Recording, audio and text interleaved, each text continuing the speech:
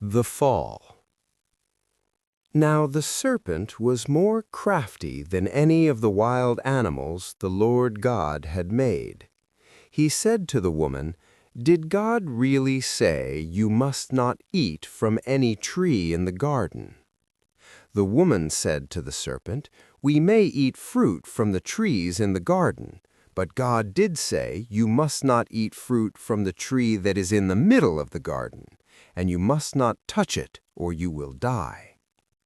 "You will not certainly die," the serpent said to the woman, "for God knows that when you eat from it your eyes will be opened, and you will be like God, knowing good and evil."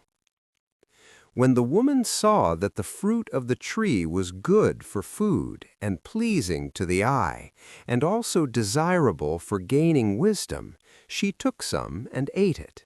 She also gave some to her husband who was with her, and he ate it. Then the eyes of both of them were opened, and they realized they were naked, so they sewed fig leaves together and made coverings for themselves. Then the man and his wife heard the sound of the Lord God as he was walking in the garden in the cool of the day, and they hid from the Lord God among the trees of the garden. But the Lord God called to the man, "Where are you?"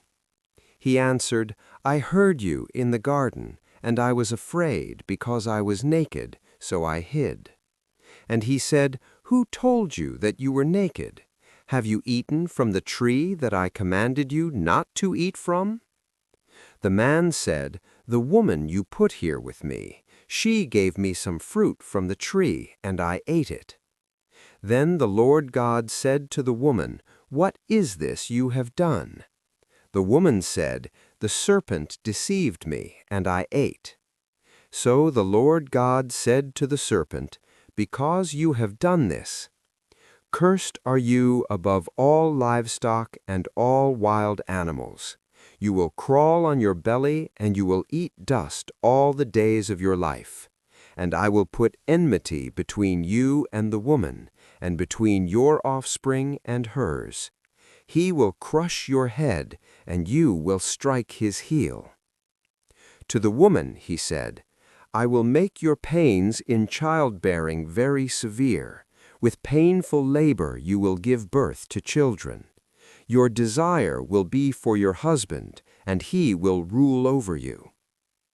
To Adam he said, "Because you listened to your wife and ate fruit from the tree about which I commanded you not to eat from, cursed is the ground because of you. Through painful toil you will eat food from it all the days of your life. It will produce thorns and thistles for you, and you will eat the plants of the field. By the sweat of your brow you will eat your food until you return to the ground, since from it you were taken. For dust you are, and to dust you will return."